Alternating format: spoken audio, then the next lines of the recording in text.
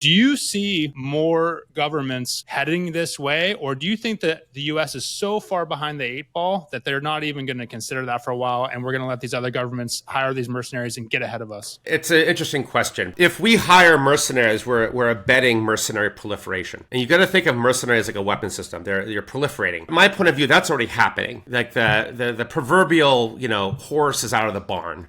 Toothpaste is out of the tube. You can't put that back. And we had a role in that, in using some of these types of people in Iraq and Afghanistan for a long time. Also, people think of Wagner Group as some sort of secret GRU militia. The GRU is like Russia's one of their intelligence agencies. It's not. The Wagner Group that was their client. They were working for the Russian government. They're now still in Africa. Prigozhin, who owned the Wagner Group, who's allegedly dead. He always kept his best mercenaries in Africa looking after his business interests. He didn't send them to Ukraine. That's like sending them to Stalingrad in World War II. And those guys are now rebranded as Africa Corps under Moscow.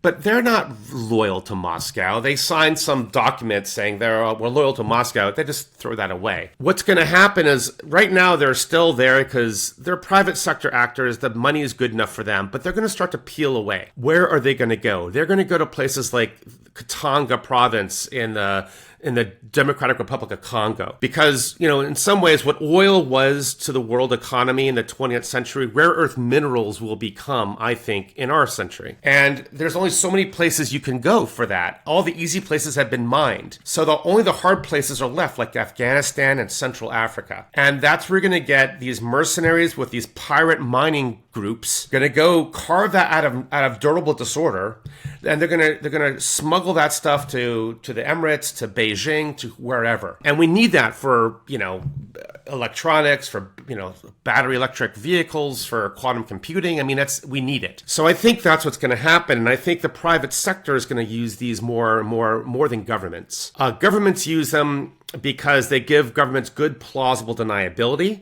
If you talk about creating dumpster fires, mercenaries are a great way to do that, because look at a couple years ago, the president of Haiti was assassinated by Colombian mercenaries. We caught the mercenaries, but they don't know who hired them, right? That's the thing about mercenaries. It's the ultimate plausible deniability tool. If you catch a SEAL doing something in Russia, we know it's a SEAL or a Green Beret or whatever. But if you catch a mercenary, there's so many cutouts between the end user and the mercenary that we can only just theorize. I mean, we think we know who hired them, but we just don't know. And that's why governments use them, rich governments.